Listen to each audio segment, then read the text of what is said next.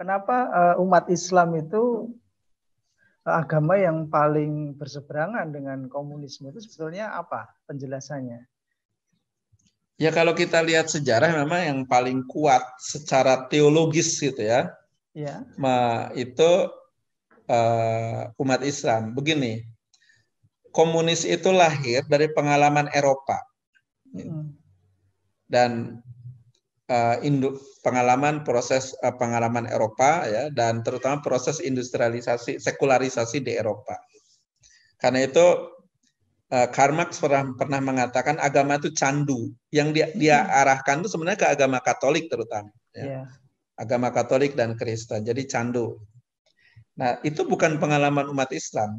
Di Eropa bisa tolerir ya. Karena memang mereka melihat ini bagian dari pengalaman sejarah mereka. Tapi di kalangan umat Islam tidak ada. Meskipun dulu misalnya komunisme di Indonesia itu menyusup lewat syarikat Islam. Dan lama-lama mereka komunis ini, kekuatan komunis ini selalu terhambat oleh kekuatan umat Islam. Kenapa? Karena faktor utamanya adalah soal sekularisme.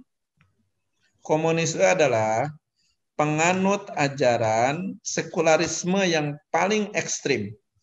Atau yang ekstrim lah, ya paling ekstrim juga. Dia kan menolak Tuhan. Sekularisme itu apa penjelasannya? Sekularisme itu pemisahan antara negara dan agama. Ini pengalaman Barat sebenarnya. Di Barat dimulai sejak tahun 1648. Ketika perang Eropa itu selesai.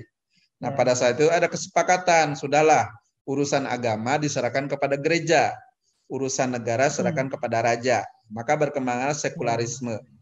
Tapi sekularisme itu macam-macam. Sementara kalau dalam Islam sendiri, ya kita sekularisme ini tidak ada dalam Islam. Kita tidak pernah memisahkan agama dan negara. Ya, jangankan agama dan negara, kita urusan mulai dari masuk kamar mandi saja kan Islam sudah mengatur. Apalagi urusan negara gitu kan. Nah, jadi kalau orang komunis tadi adalah penganut sekularisme yang sangat ekstrim, ya karena dia menolak agama, menolak Tuhan, bukan cuma menolak agama, tapi menolak Tuhan. Mengapa? Karena doktrin komunis itu dibangun oleh doktrin materialisme dialektik. Materialisme dialektik itu dia memahami bahwa kehidupan manusia ini sebenarnya didorong oleh kepentingan-kepentingan ekonomi saja. Nah, dialektika itu kan bentuk perubahan antara pro dan kontra lah ya. Jadi tesis dan antitesis gitu. Jadi ketika terjadi perubahan-perubahan masyarakat itu mereka tidak mengakui perubahan ini dimulai dari agama. Mereka tidak ada cerita bahwa agama bisa mengubah masyarakat. Yang ada adalah kepentingan ekonomi ya. Itu yang mengubah mengubah sejarah masyarakat. Karena materialisme seperti ini didasarkan pada penolakan terhadap Tuhan. Mereka tidak percaya gitu. Ini yang sering disebut sebagai dalam kehidupan dalam hak asasi manusia juga dikenal ya sebagai bentuk non kreasi. Jadi misalnya begini, contoh yang jelas sekularisme itu konstitusi Perancis. Yang konstitusi Perancis itu disebutkan bahwa manusia itu dilahirkan, bukan diciptakan. Nah, manusia dilahirkan berarti kan menolak proses penciptaan oleh Tuhan. Mereka percaya pada hukum fisika bahwa materi itu hanya berubah. Tidak berubah kan, hanya berubah bentuk saja. Materi itu bisa berubah menjadi energi gitu. Tapi kan sebenarnya bersifat stabil gitu kan, bersifat tetap. Seluruh alam semesta ini kan tidak ada yang berubah volumenya, materi dan energi itu kan sama. Hukum kekekalan energi dan hukum kekekalan materi lah ya. Teori Newton itu kalau saya salah ya. Nah, itu dipercaya oleh mereka. Nah, sementara di Indonesia sendiri kita punya ideologi yang berbeda ya, Pak. Ideologi kita itu sekuler atau kita itu jelas tidak sekuler. Kita tidak sekuler karena Pancasila kan menyebut ketuhanan yang maha. Jadi ketuhanan yang maha ini juga jelas menunjukkan kita ini bukan negara sekuler, tapi oleh komunis, oleh PKI dulu, ya, Pancasila itu diterima juga. Pada tahun 59 mereka melakukan perdebatan, mereka menerima Pancasila, mereka menentang Islam. Jadi tahun 56 sampai 59 itu terjadi perdebatan konstituante. Ada dua blok besar, blok yang menghendaki dasar negara Islam dan blok yang menghendaki dasar negara Pancasila. Nah, partai-partai Islam jelas di Islam, dasar negara Islam. Nah, partai yang non-Islam, ya, yang menentang ini tentu Pancasila, termasuk di dalamnya PKI.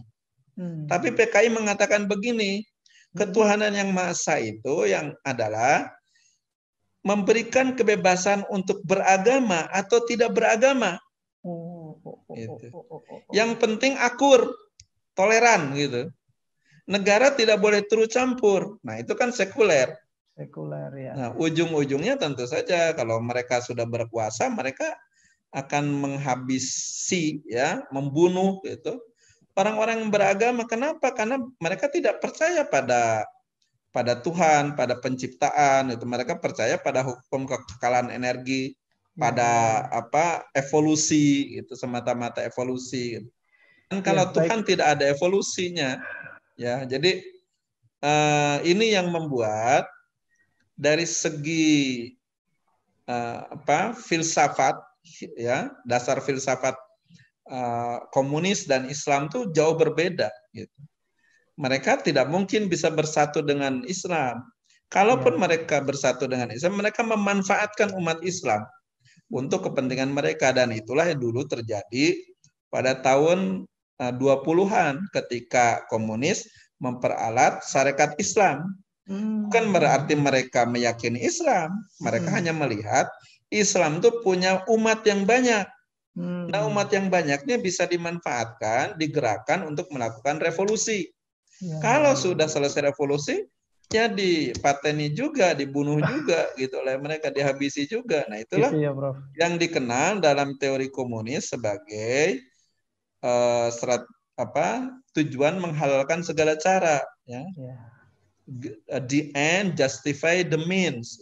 Tujuan menghalalkan segala cara. Mereka bisa menghalalkan segala cara untuk tujuan-tujuan politik. Nah, itulah. Jadi memang ancaman yang luar biasa ini, Prof, ya, untuk bangsa ini. Iya, karena pengalaman sejarah di kita memang komunis Islam itu adalah ancaman bagi komunis, dan itu ancaman terbesar yang tidak bisa ditaklukkan, ya. Ada seorang ketua partai komunis yang meyakini dalam sebuah pidato di Komintern, jadi di konferensi komunis internasional, namanya Tan Malaka. Dia adalah ketua partai komunis kedua atau ketiga, tapi tahun 25 dia masih ketua partai komunis, ya. Indonesia. Dia pernah Indonesia. Ya, dia Partai Komunis Hindia Belanda. Oh, Hindia Belanda. Hindia Belanda, bukan Partai Komunis Indonesia. Ya. Nah, pernah berpidato gitu. Tan Malaka mengatakan dan meyakini bahwa komunis itu harus bekerja sama dengan kekuatan Islamisme. Kenapa? Karena kekuatan Islamisme ini ada kekuatan anti kolonial. Nah, coba dilihat. Jadi untuk kepentingan menghancurkan kolonialisme, mereka bisa bersekutu dengan umat Islam. Tapi kalau sudah berkuasa, ya kembali kepada jati diri mereka sebagai kekuatan yang anti Tuhan, ya, tidak percaya Tuhan, tidak percaya agama. Gitu. Oke, jadi Prof, begitu, ya.